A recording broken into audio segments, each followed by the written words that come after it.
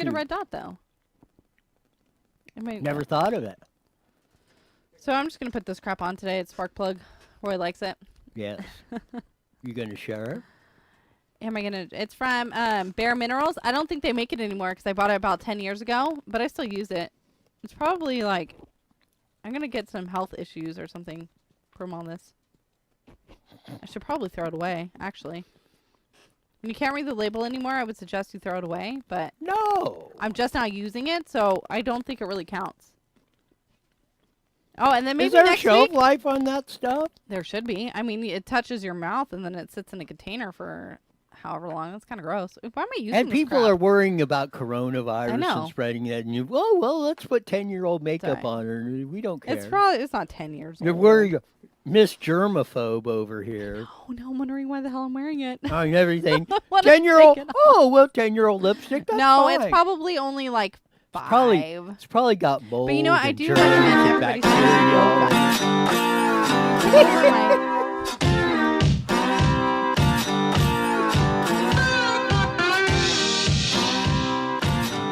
Funky slide guitar music coming in as we do every day on IE Newswire, on YouTube and Facebook, on a Fast Friday. Oh, you're back on it. Slowest intro ever. Well, since you've been kind I of was lacking a little bit here on that, I figured I would kind of slowly roll you in. What are you trying to say?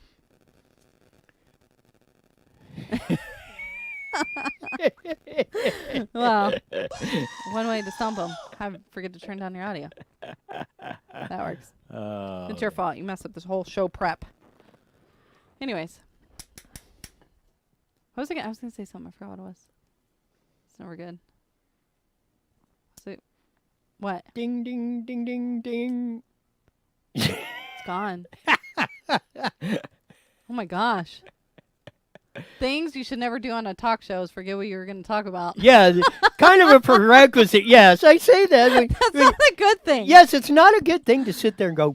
But you know what? I do want to promote. Well, I thought you were going to take over. You never stopped talking, so I didn't think there'd be an issue here. Anyways, it happens all the time.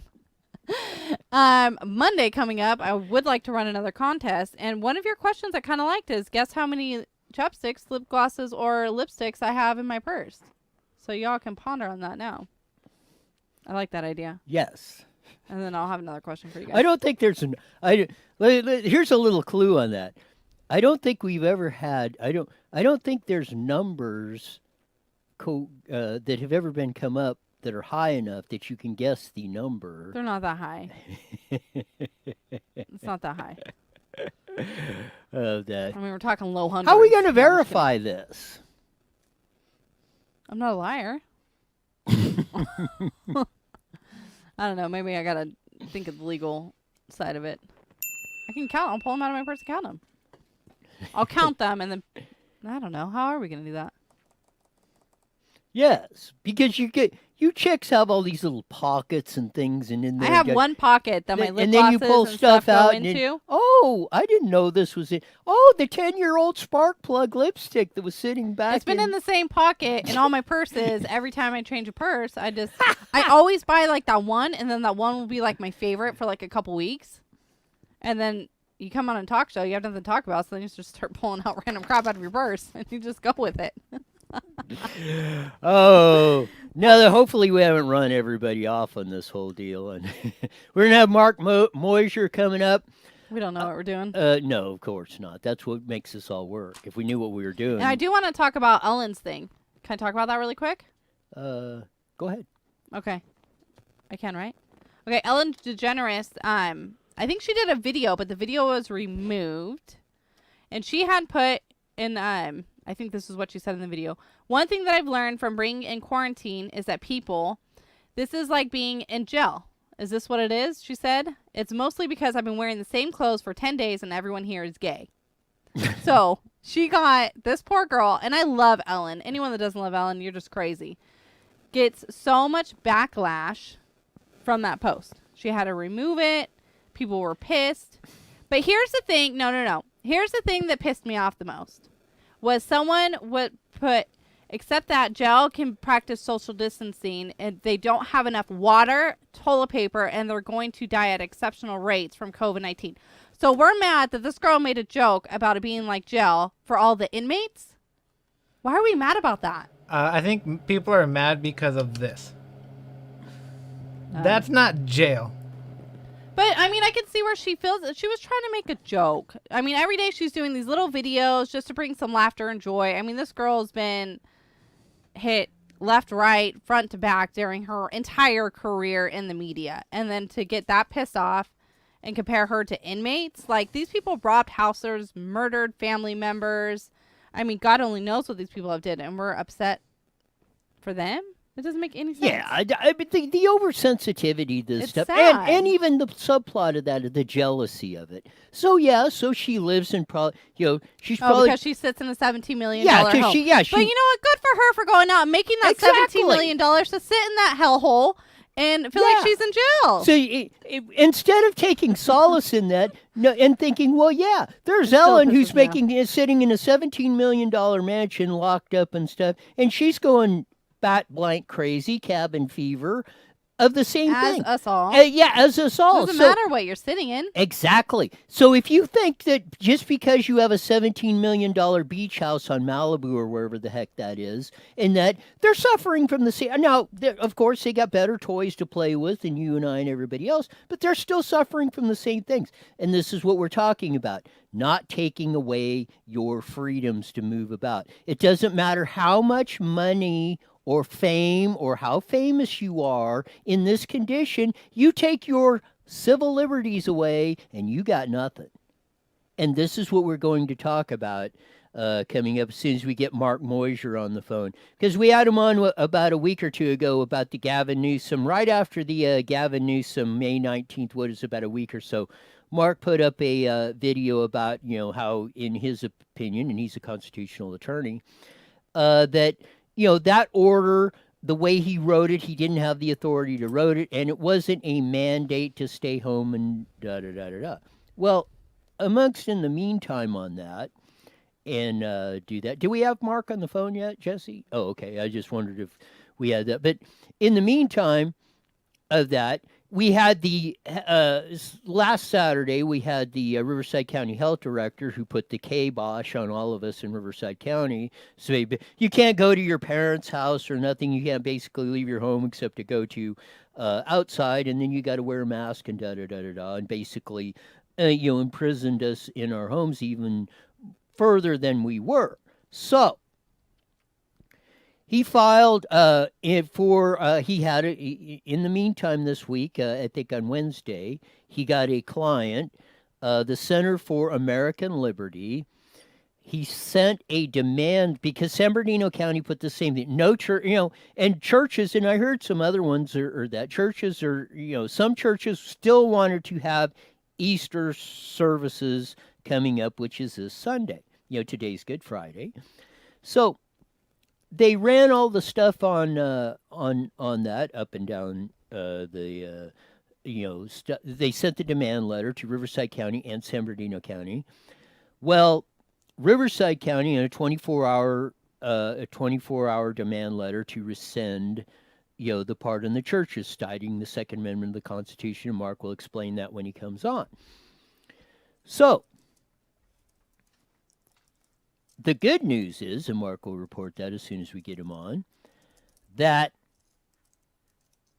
San Bernardino County rescinded their order and said from that you could have church services as long as you maintain the social distancing, 6 foot apart, that they backed off on the total ban of church services in there. So far, the last that I know of is doing that on as Riverside County health official did not respond to the demand letter, so that's kind of where we're standing.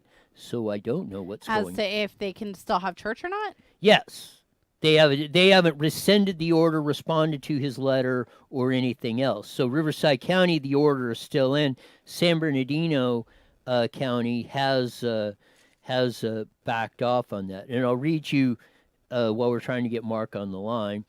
A major victory today in San Bernardino County. This is what Mark posted on his Facebook page. Our client, Center for American Liberty, received word that faith-based organizations or individuals that face no threat of citations or punishment for their faith-based activities over the Easter weekend, when every effort is made to prevent contact between the parishioners and adherents to social distancing. So that at least they backed somewhat off of the total ban on that going on. So I think we've got him on the line now. The whole thing's crazy. Yes, to further explain what's going on, and we read a little bit of his Facebook post on the San Bernardino County health official who has backed off a little bit on the basic total ban on church services in San Bernardino County. I don't know. Last I checked, he had received no word on Riverside County, but the guy that could give you the update is the attorney who filed the demand letter to both of these to rescind these draconian orders. Mark MEUSER, constitutional law attorney. Welcome to the show, Inland Empire Newswire Daily with Stephanie and Roy. Hey, Mark. Hey, good to be back with you guys. Happy Friday. We had Friday that, and we outlined it a little bit over the case, your opinion on Gavin Newsom's lockdown order and that, but then we kind of gave the highlights of that, and I just read that. So bring us up to speed. San Bernardino County, what was their response to your demand letter, and then Riverside County? Okay, well, San Bernardino on Monday of this week basically came out with a public health order that said, churches, you can't do anything this weekend. And this kind of followed up Riverside's order that was the same. And so the Center for American Liberty contacted the Dillon Law Group, and we filed a demand letter on their behalf, and several pastors and parishioners in the Inland Empire area. And last night, the Dillon Law Group and the Center for American Liberty received word from San Bernardino. We basically received a letter that said that they weren't going to prosecute anybody who was attending. It would not be a criminal activity for people to attend Easter services, as long as proper social distancing was being implemented. Now, about a half hour ago, we finally received word from Riverside, and Riverside has basically stood down and said over the Easter weekend, churches that want to do drive-in meetings will be allowed to do so. So it's while it's not as far as we would like it to go, and there may be some future litigation on these issues, it is good victory, on Good Friday, to let churches know that there's going to be some possibilities for them to pursue Easter services.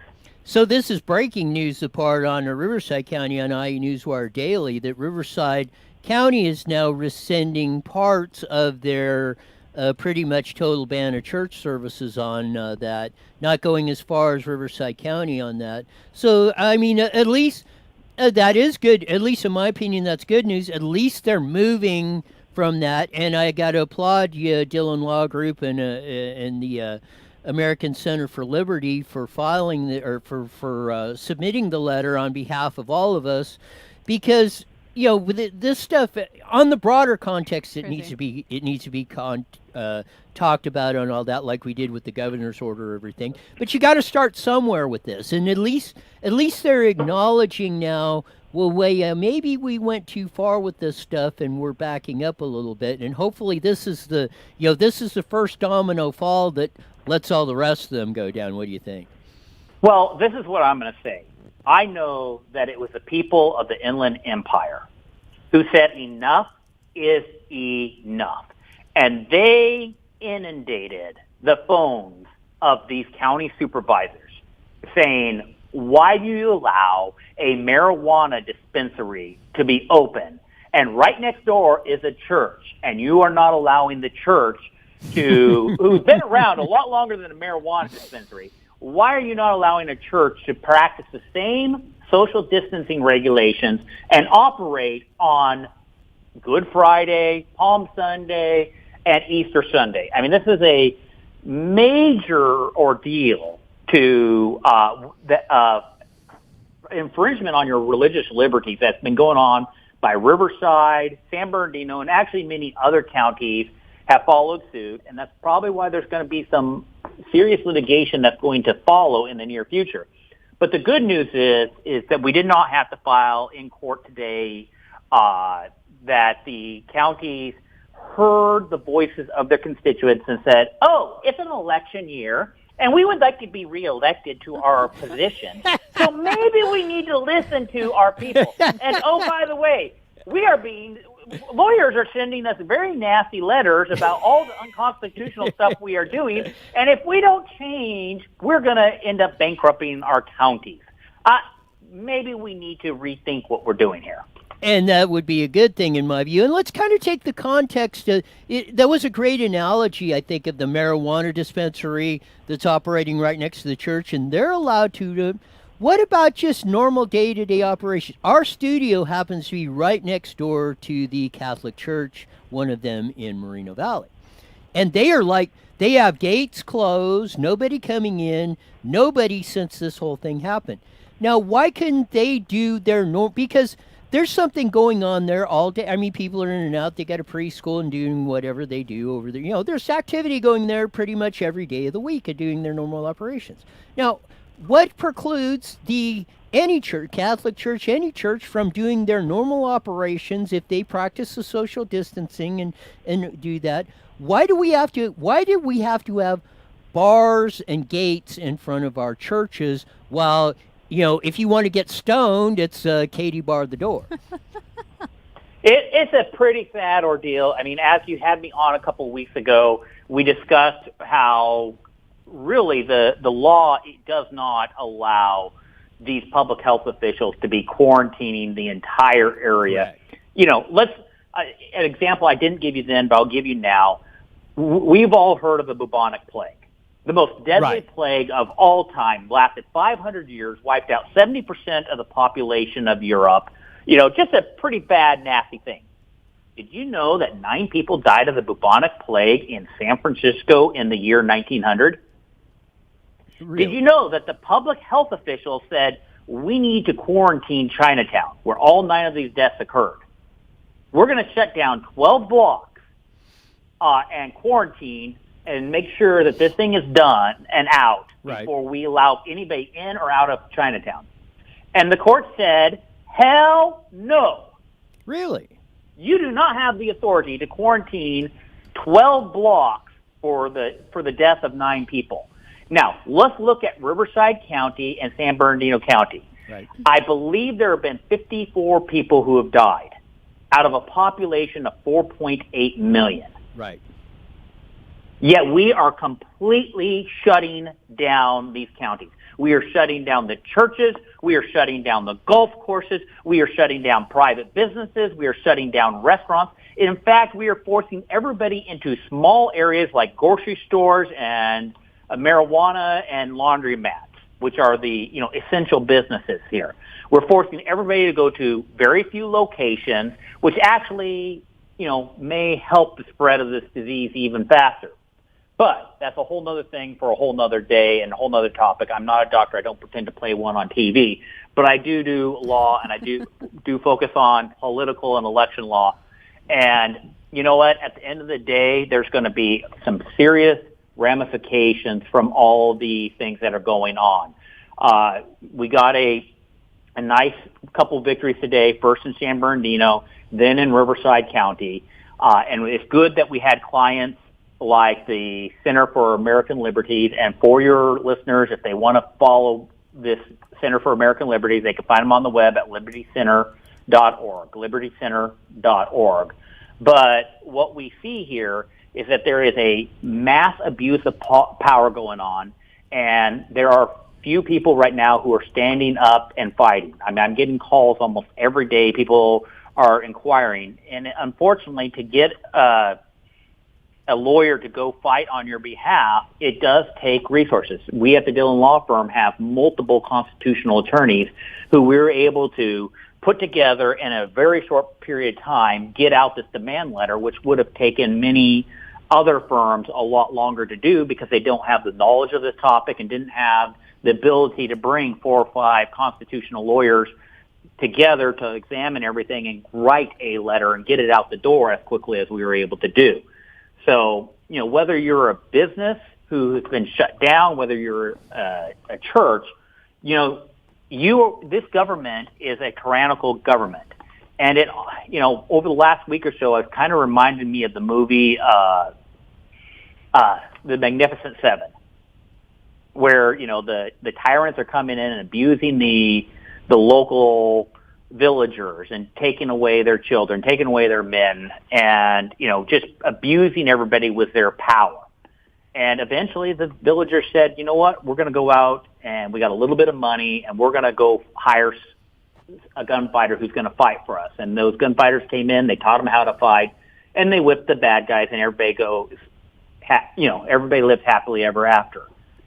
Yes, it's a Hollywood script, but in a way that's almost, when your constitutional rights are being violated, there are only, handful of lawyers out there that really practice this type of law, protecting your constitutional rights. And so as such, you got to make sure that those people, whether it's a nonprofit who is able to take contributions from a lot of people in order to fight for your rights, or whether it's a large business that could pay, it's going to take, this litigation may last us 8-9 years when it's all said and done. The litigation over World War II War Powers Act, I've seen cases that were 6-7 years after World War II was done, for takings that happened by the federal government as a result of World War II. So, unfortunately, it's not we appreciate these quick victories that we get, but this victory is not over. Your religious liberties are still being deprived in the Inland Empire, and there is going to still have to be litigation along these lines. And not only can you not play a doctor, you cannot even claim to stay in a Holiday Inn like the commercial says on that, because they got us all locked down on this stuff. But I was really interested in that 1900 cases. Good thing you dug that out on that. So there is some case precedents now that you have to work with to further start. Like I say, I'm hoping this is the first domino that knocks this stuff down, because we ran the deal of Ellen DeGeneres, who's saying, it's like in jail and she's living in a $17 million mansion overlooking Malibu and all that. But I made the example before you came on. It doesn't matter if you're dirt poor or you're a multi-gazillionaire. They take away your civil liberties, your natural-born right to be a free citizen. It doesn't matter how many billions of dollars, or if you don't got a red cent, you really have nothing. Yeah, the thing is, it's not, yes, I've mentioned a couple cases in the 1900, but also we saw in 1919, there was a case about the abuse of the public health officials. We saw it again in the 1920s. We've seen it in the 40s. There is actually a long string of cases where it is very clear that public health officials do not have the authority to quarantine or isolate individuals who they do not have reasonable or probable cause to believe have actually been infected with the disease. And until that has happened, they have no authority to act. And the fact that they are acting and shutting down churches and shutting down golf courses and shutting down bars and shutting down restaurants and flower shops and, office buildings and everything, the fact that these public health officials have gone so far in the name of emergency, there is going to be a price to pay. I mean, we saw during World War II when the government came in and deprived people of their businesses for a war effort, the federal government had to pay. The federal government had to pay for the deprivations of people's businesses' interests. And it wasn't just once, it wasn't just twice, it wasn't the big businesses, it was the small businesses also. And so, you know what? These public health officials who are doctors, they're not constitutional lawyers. They're not legislatures elected by the people. They are doctors appointed. They don't have the powers that they think they have, and they are bankrupting the counties and they are bankrupting the state by their unconstitutional actions. I couldn't agree more. I mean, we've been pointing that out in this show, and that's what we've been doing. I mean, we've been encouraging our listeners and everybody out there to do that. Ask your board of supervisors, why are you allowing this stuff to go on? Ask your elected officials, ask your legislature, ask the governor of this stuff when it's turning around and looking at the states and all this, and how are your justification for doing this? Because as I said, it doesn't matter how much you have or you think you have. They they lock you in the essence of a 10 by 10 jail cell is what they've almost done to us. It doesn't matter what How pretty it is. Yes, You're still going to go insane. Yes, and all that. So we got about a minute left, so I'll let you wrap it up, Mark. Well, again, as I said, there are people out there fighting for your rights. People like the Center for American Liberties, and again, their website is libertycenter.org. The Dillon Law Group is glad to partner with people like the Center for American Liberty to fight for your constitutional rights. But I can tell you this, Center for American Liberty cannot do this alone. They need people's help. And I know people are in some difficult times right now, but even a $25, $50, $100 contribution right now to them will enable them to take on cases like this and take on cases where, where people are protesting in front of abortion clinics and being arrested, or allow them to handle all these deprivation of rights that are going on around the country. And until these public officials realize that they can't do what they're doing, and they're going to have to be told so by a court of law, until that starts happening, we are all going to be in prison, in our own houses, not able to go anywhere. So I encourage your people to go to libertycenter.org. If you want to follow me and all my talkings on the legal issues that we're seeing here, type in my name, Mark MEUSER, into YouTube or Facebook, and you will see videos that I'm doing on a regular basis educating you on the legal aspects of the coronavirus. So again, my name is Mark MEUSER, and my last name is MEUSER. Thank you very much. You got it, and I appreciate you and the American Center for Liberty and everybody, Dillon Law Group, and everybody's put the effort in to get to stand up for all of our rights, especially us out here in the Inland Empire, which are getting hit, really hard by this. Thanks for being on with Stephanie and Roy today. Bye, Mark. Thank you. See ya. Good talking. Does that make you feel better? No. Darn. I thought. No, it does, and I appreciate him and everyone for going out and helping us during this time. I mean, I don't know. They say we're all in it together, but I think people like that are in it for us. Yes. Ooh, that was good. Yes. You're getting the hang of this radio stuff. I hate it. Did you see the PE article where it said Moreno Valley's employees tested positive for coronavirus at Lowe's? Did you see that? So we should, quarantine the whole city? But if you go and you read this article, it was posted 2 days ago. However, it was published April 7th. What's today? The 10th. The 10th? But Yes. but this employee tested positive back in March. Of course, now it won't pop up. It was the end of March, March 20th. This employee tested positive and hasn't been back since. So you're publishing this 2 days ago. Yeah, you're And past the he 14 days. Yeah. He passed or tested positive back. I wish the thing would pop up. Now it's making me look like a damn liar. Anyways. Tested positive back at mid-March. And we're talking about it now. So now everybody's panicking over in that end of town when he's already fine. He's healthy. He's back living normal life. Or she. It's just, they're panicking people. It's pissing me off. Yes, Stop it. we're going to talk about the herd immunity and stuff because it come up in the Trump press conference and the Gavin Newsom one too. Herd immunity. Yes. Hey, guys. Hey. 1 minute. Let me go back to my typing. Forgot what I was Herd immunity. That means, as Dr. Kelly Victory has said, it's a good thing that people get the coronavirus because once you get it, in most cases, and probably with the coronavirus, COVID-19, the one that's going around, once you get it, whether you may not suffer any symptoms, mild, 80% of the people will suffer 0 to mild, 30 moderate seconds. symptoms. The other ones will need hospitalization or need care or need to, rest for a few days or whatever of that.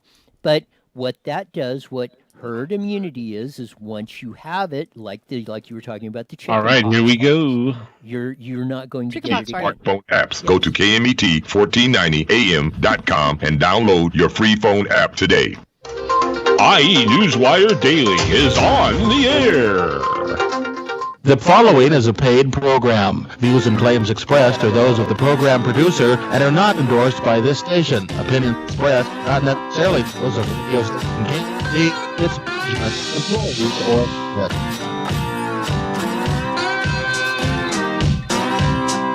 There's that funky slide guitar music. Comes over the radio airwaves on the mighty net, 1490 AM.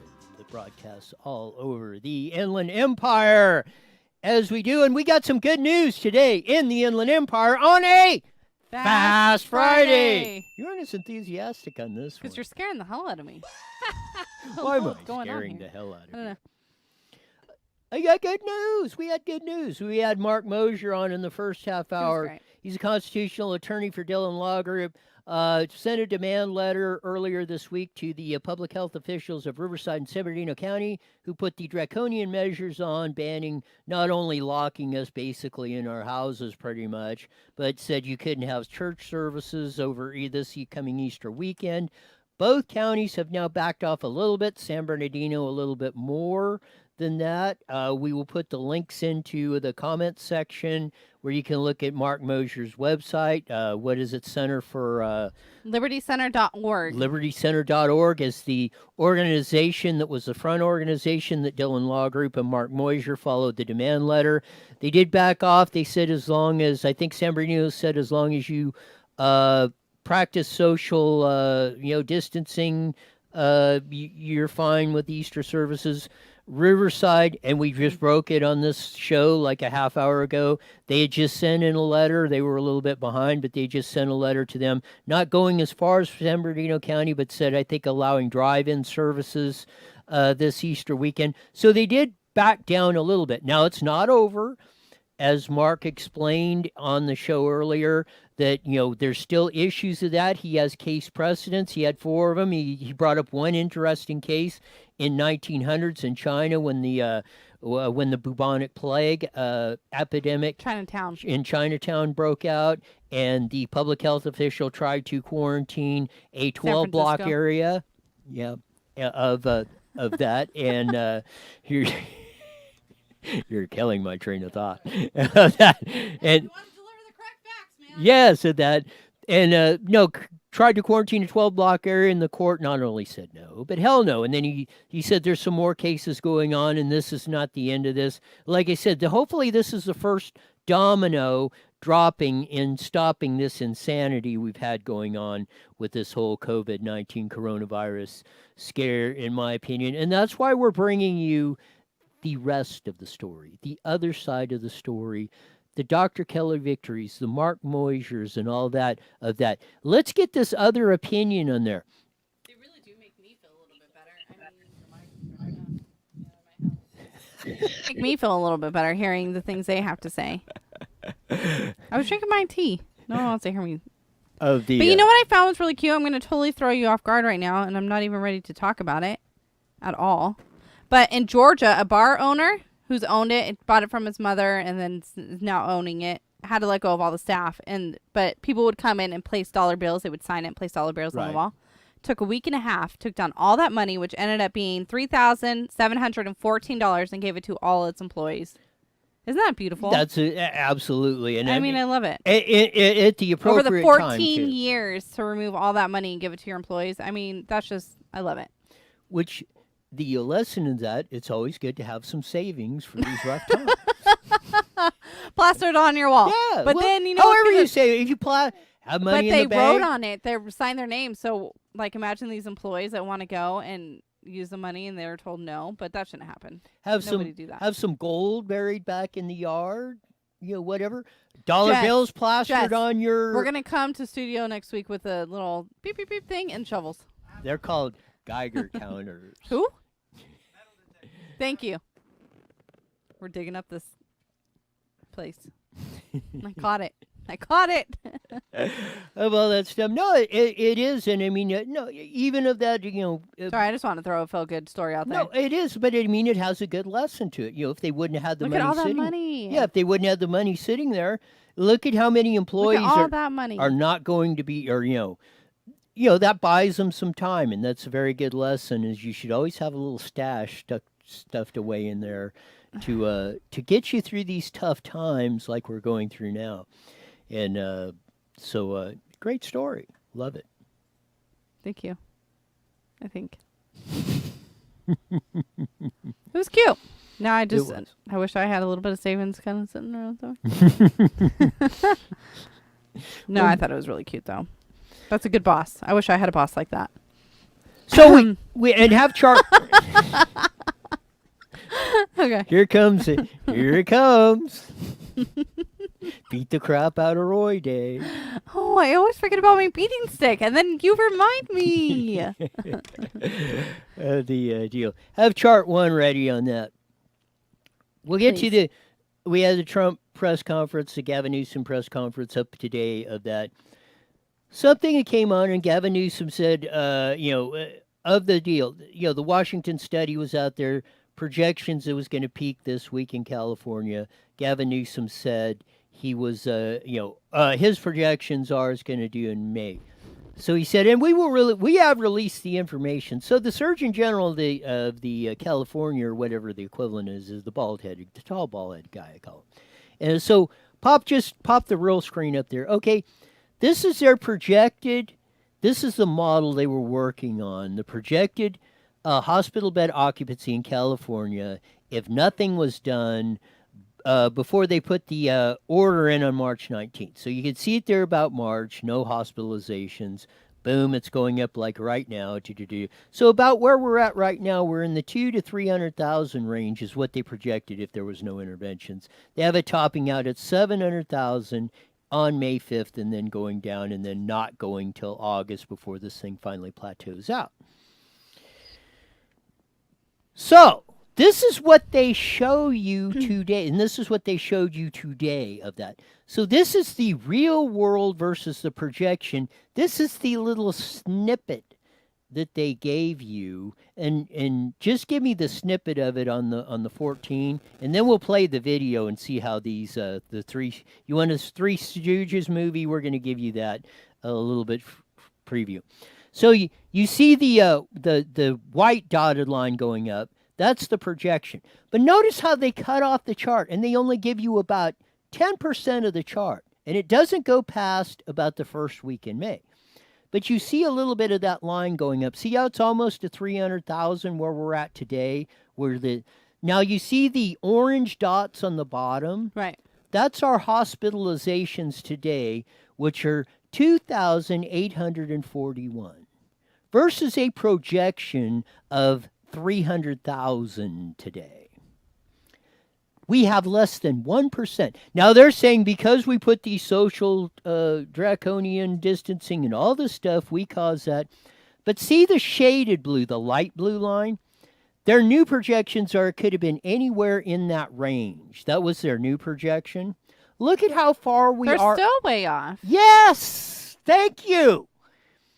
Stop yelling at me. So, Just kidding. go back and play the bumbling. Have the video ready for the how he's getting to the chart so you don't see. And they don't say, you can go to link, like Mark Moiser gave you. Go to the link of whatever libertycenter.org. Right. Of that. Go to that. If you want to check out what they're doing, what we're doing, what they're doing, filing and all that, check them out. We're transparent. No, they want to show you a little snippet. Don't tell you. You can go to www. And this is where it's at. You can see all of our research, how we're making these predictions. No, they give you that little snippet. So here, play the audio it up. So he's trying to figure out. He's no audio. He's trying to figure it out. He's moving the screen and tilting it and trying to manipulate it. Ooh, sorry. So We'll you get it cannot right. see the chart. You cannot see the whole chart. Here at the bottom part of this, the very beginning where we have our actual data, it was tracking almost identical and on the line that we were planning around. Here, as we get further out, we actually see a trend of even better improvement in the number of hospitalizations that we have in California, and that this is actually signaling to us that our peak may not end up being as high as we actually planned around and expected, and that the difference between what we're seeing today in our hospitals may not be that much different than where we are going to peak in the many weeks to come. Okay, stop right there. So what that tells us is So that if this is so that when you get the close-up that just went on like a few seconds, see the difference between the projected line or anywhere they had it, and see how flat the actual projection is off the second prediction, what they're going to. So see how it's going, it's much lower, but they're still standing on we're going to peak in May, which maybe we do, but the line is so flat, it's almost infinitesimal, so it peaks at another 10 deaths or something, or another 100 hospitalizations over what it is right now, That's a statistically insignificant number of a population of 40 million people. 2,800. So it goes from 2,800 to 3,000 hospitalizations. That's like nothing in California. Right. Statistically, almost nothing. You're getting to the 000 on the decimal points on the percentage of this. This is why they're scaring you to death, and they're doing that. But maybe those numbers are getting lower because we're all kicking butt and staying home, as we should be. No, Or I don't know. I'm just trying to brighten people's. Or They're full of crap. yes, the herd immunity. We go back to, we had Eddie George. I think a lot of people had it. And, you know, I was talking to my friend Yes. in Oregon today, my bestie, and I talk to her every day. She's like my sanity. But she was even saying that she probably had it back in December. So I'm like, because she's like, I had a cold, but it was nothing like I've ever had before. I was miserable, but she was like still fine, but just different. And then even the pop star singer or famous celebrity Pink, she had it and her son had it. 2 totally different symptoms. She never had the fever, the son did. Like, it's just, you really don't know. Exactly, and that's what they're saying in the Chicken Stanford pox party, I'm telling you. in the video we played yesterday. The Stanford researcher said, "Yeah, we're starting to go back. All the anecdotal reports. Hospital workers were out, schools, people were out in schools, everything." Eddie George said he had it. Lori of him at iNews and everybody, he said he had it like for 2 weeks, like my dad did. I tell you, I had it. You had it in January of all that stuff. Your friend had it up there. Probably. It started on I the think West Lucy Coast. had it too. I say there's very strong evidence, in my layman's opinion, that we are hitting, actually in California, we're hitting the second wave of this. It already went through the system. We're hitting the second wave coming around on this, on the rebound, because this is like 3 or 4 months. Because how do you explain all this? And no, but pretty much everybody here up until the end of January, we're starting to see, well, it was warned about a little bit in November.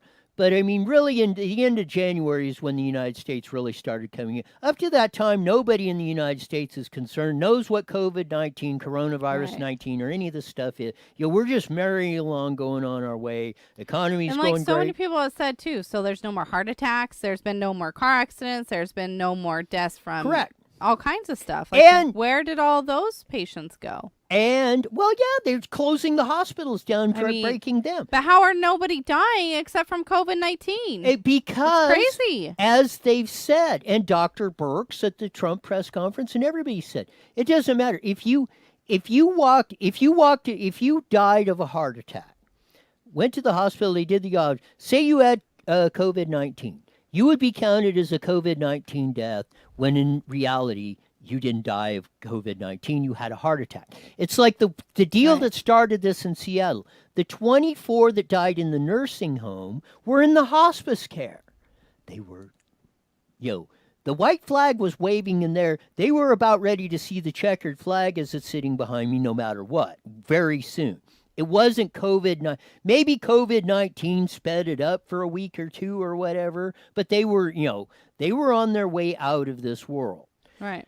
And this is what the rebound and the effect of making this fear campaign, in my opinion, and we have a direct effect of just what happened here this week in Riverside and Riverside County. Along with that, take the nursing home. 94 residents in the nursing home at heartbreaking. Riverside. They, 30 of them come down with coronavirus. And as Dr. Burks and everybody said, man, this thing just seems to be breaking out in nursing homes like crazy because of the older people, they're more susceptible to it. Makes sense. So 30 people. So then it comes out 30 people have coronavirus in Riverside Nursing Facility.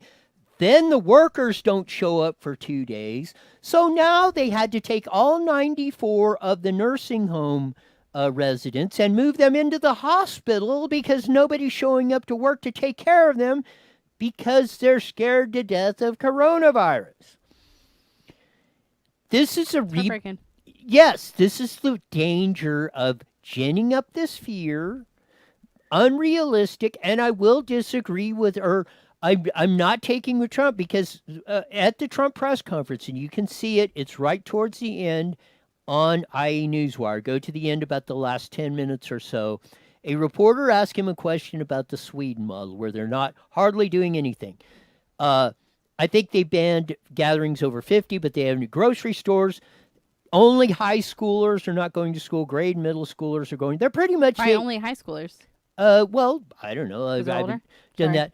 But around there, and Norway and Switzerland and all the others around there have made the draconian measures. And the hospital rate per million is a little bit higher in Sweden right now than the other 4 countries, but it's basically the same. No outbreak, no problem, no big difference between basically almost doing nothing and draconian measures like the other countries around them are doing. And again, it goes back to that herd mentality. And my theory, check this theory is on that, is we went through. It swept through, and they've said it went through California, the West Coast first, even before it got to New York. We were the first ground zero of it. They're pretty much predicting that in late November, December. When did that plane land? Was it November? No, that was in March. Oh, okay. But because that's when we were first. Oh yeah. We were first aware of it when the plane was coming from Wuhan, China, that landed at March Air Force Base and put the first people from Wuhan, China, that we evacuated out in there. But my theory is it went through there, it went all through China, or it came over here. We went through it. We suffered through it. We have the. I'm going to bet dimes to a donuts. The Stanford University study is going to say, yes, this went through. Most of the people had it or were exposed to it, had the symptoms. We're doing that. Now we're probably hitting the rebound on it in that. And as I said, it makes sense that it's hitting L.A., San Francisco, or whatever. It was started in there, New York, Chicago, Illinois, because that's the major ports of where people come in from China. So if you're visiting China, or if you're coming from China to visit, you're more likely to have friends, relatives in San Francisco, L.A., Chicago, New York. That's where they have big, the Chinatowns and all that. And like de Blasio and Pelosi are saying, don't cancel the Chinatown over this and that, because they knew, they at least had an inkling of it, because they said, oh, it's racist and all that, and Trump, when this stuff was breaking and all that. But that's what I'm saying. That's why it spread here, because that's where the people from China would be coming to, and then it would emanate from those areas. And that's why you're seeing what you're seeing in those states. Now, I'm saying it went through, look at the deal of Oregon, where the 104-year-old World War II veteran had it and survived it and celebrated his 104th birthday along with everybody else, 100, 200 people, and only 2 have died of it, of the 16 that contracted it. And that was a ripe, almost 100%, man. The doctor there that was running the facility predicted a 30% death rate across all the people that were in there. And it didn't even come anywhere close to that. So what we're seeing is, again, and they've talked about it, the density, where you're in a dense environment, when you're stacked onto people, when you're running in the subways and stuff like you're in New York, man, this thing can get out of control. More you get out in the fruited plains or out in that, less dangerous.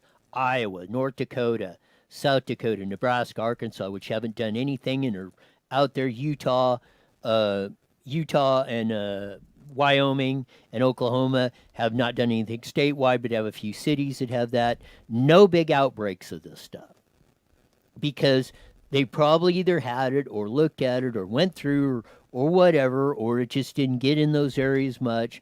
But it's went through California, I believe. I believe the statistics are going to show that. It's probably we're hitting the rebound on it, and that's probably why it's more killer this time, or we don't know. But we don't know. The statistics are probably padded because the deaths you're getting now are how much of that percentage of the people would have died anyway? Like if you got in a car accident, had a heart attack, were in hospice care, anything else. And that's where you were counted as a COVID-19 death, whether you died of that or not. So we have padded statistics on top of the fear mongering, which could be making things worse, as the Swedish official said.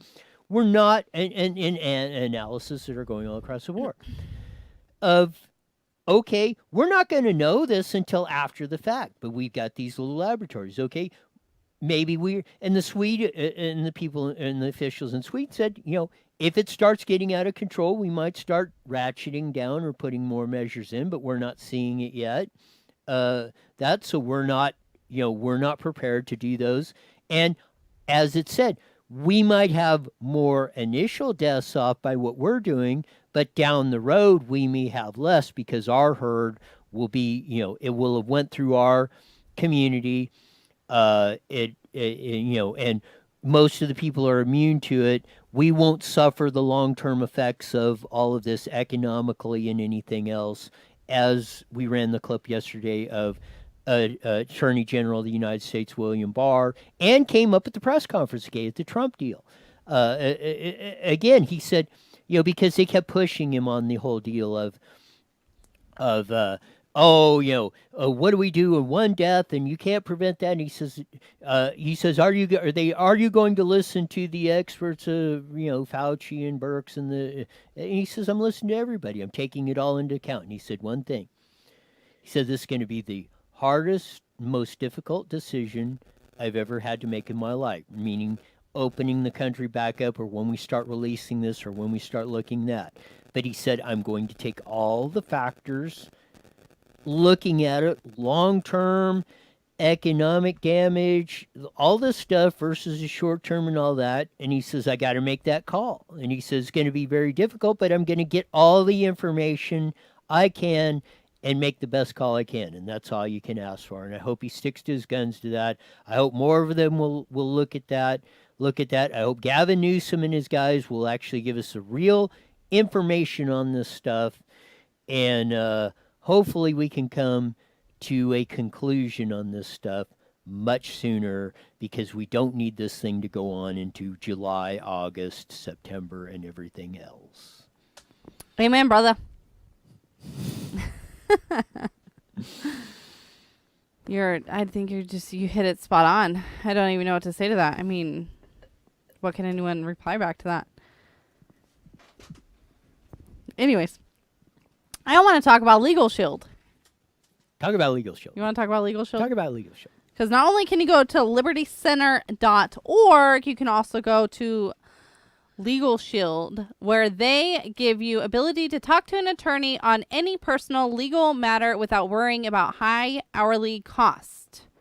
I mean, that's just amazing, right? And I did put my friend Andrew's contact information in our comments, or you can shoot him an email at andrew.short, it's SHORTT @yahoo.com, and also ask about their ID Shield, where you can get a licensed private investigator if you have any member of your family have their identity stolen.